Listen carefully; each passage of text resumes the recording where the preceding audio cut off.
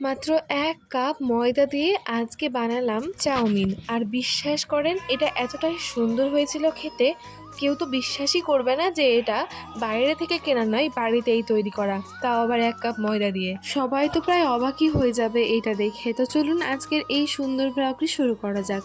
তার জন্য প্রথমেই একটা আমি বাটিতে ১ কাপ মতো নিয়ে নিয়েছি, ময়দা নিয়ে নিয়েছি। অবশ্যই এটা ময়দা দিয়ে করতে হবে, আটা ইউজ করলে চলবে না, ময়দাতে বেশি ভালো হয় এটা। তো এর মধ্যে আমি অল্প একটু লবণ দিয়ে ভালোভাবে চেলে নিলাম যাতে একটা মসৃণ ময়দা পাওয়া যায়।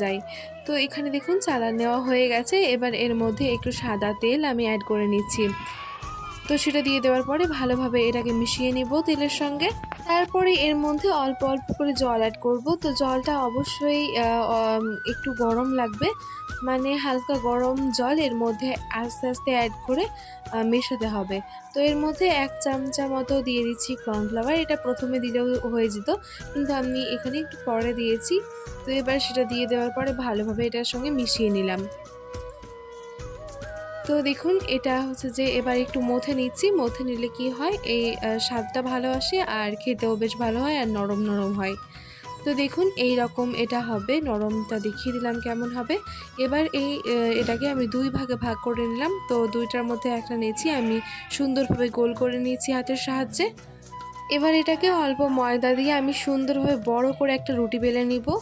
একটু বড় করেই বেলতে হবে, আর হ্যাঁ, পাতলা করে বেলতে হবে, রুটির মতো বেললে চলবে না।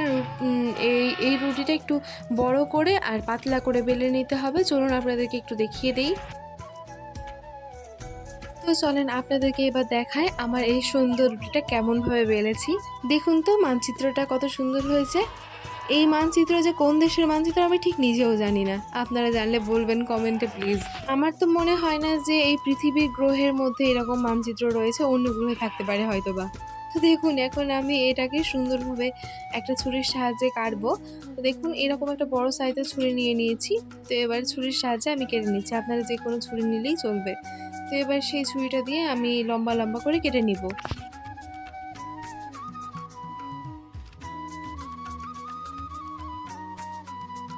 চাউমিন ঠিক যেমন লম্বা লম্বা হয় তেমন লম্বাটে লম্বাটে করে এটা কেটে নিব। আপনাদেরকে তো দেখিয়ে দিলাম কিভাবে কেটে নিচ্ছি, খুব সহজেই কেটে নেওয়া হবে এরকম ভাবে।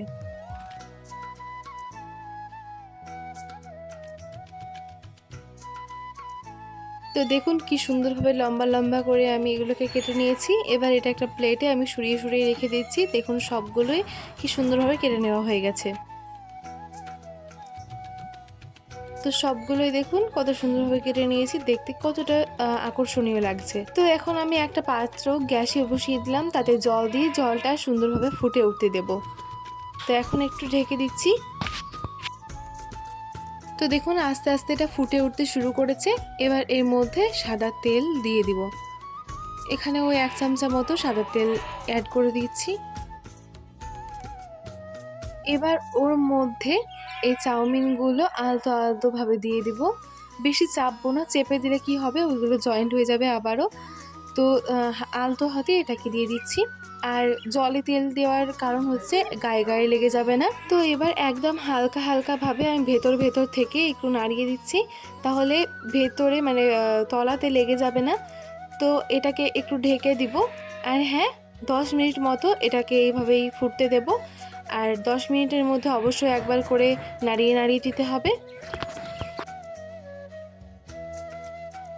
এটা কিন্তু খুব সুন্দরভাবে কুক হয়ে গেছে, ১০ মিনিট কুক করলেই যথেষ্ট।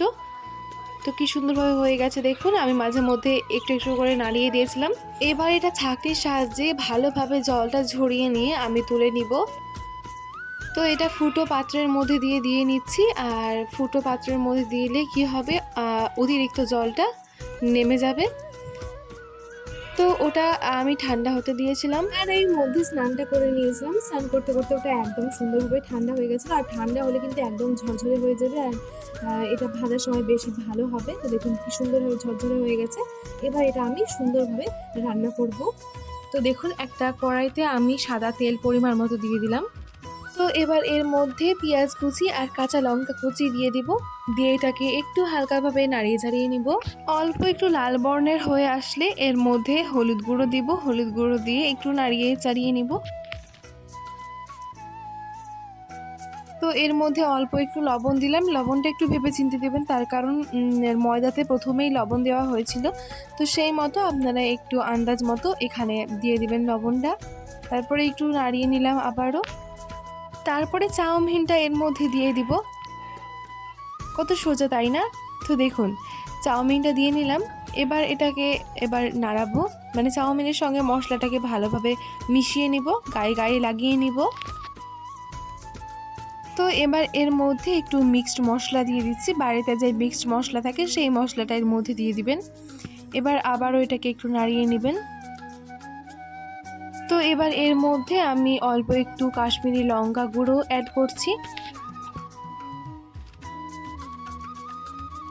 এবার এতে টমেটো কেচাপ দিয়ে নিব, এতে খেতে টেস্টটা দারুণ আসে।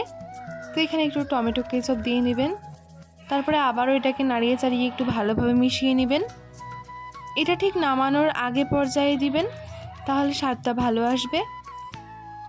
আর হ্যাঁ, এখানে আপনারা চাইলে ম্যাগি মশলাও অ্যাড করতে পারেন, এতে স্বাদটা খুবই সুন্দর আসে।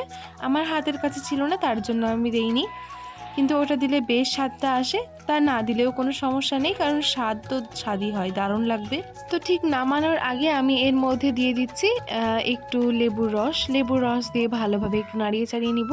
অল্প একটু ভাজা ভাজা করে নিব, দিয়ে সার্ভ করে নিলেই রেডি আমাদের এই চাউমিন।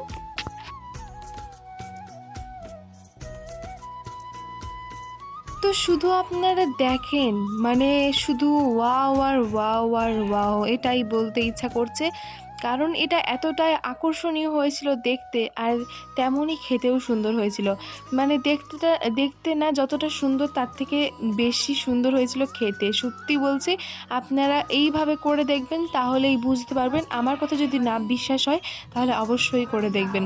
আমি ঠিক যেমনভাবে দেখালাম তেমনভাবেই করবেন, স্টেপ টু স্টেপ, তাহলেই দেখবেন একদম পারফেক্ট হবে। একদম দোকানে কেনা চাউমিনের মতোই হয়েছিল এটা খেতে, আর দেখতে তেমনই আকর্ষণীয় আর সুন্দর হয়েছিল। আমি তো আর লোভ সামলাতেই পারছিলাম না, তাই আমি টাফাস করে নিয়ে খেয়ে নিলাম। আর বিশ্বাস করেন, জাস্ট ওয়াও বলতে ইচ্ছা করছে, এতটাই অ্যামেজিং হয়েছিল, এতটাই সুন্দর হয়েছিল। এরকমভাবে অবশ্যই ট্রাই করবেন, আপনাদেরও অনেক অনেক ভালো লাগবে। তো যাই হোক, আমার এই ভিডিওটি আমি এখানেই শেষ করছি। ভিডিও কেমন লাগলো কমেন্টে জানাতে ভুলবেন না। ভিডিও ভালো লাগলে চ্যানেলটিকে সাবস্ক্রাইব করে বেল আইকনে ক্লিক করে অল নোটিফিকেশন অন করে দিবেন। এতে আমার নতুন ভিডিওগুলো সবার আগে আপনার নোটিফিকেশনে পৌঁছে যাবে। তো সবাই ভালো থাকুন, সুস্থ থাকুন, ধন্যবাদ।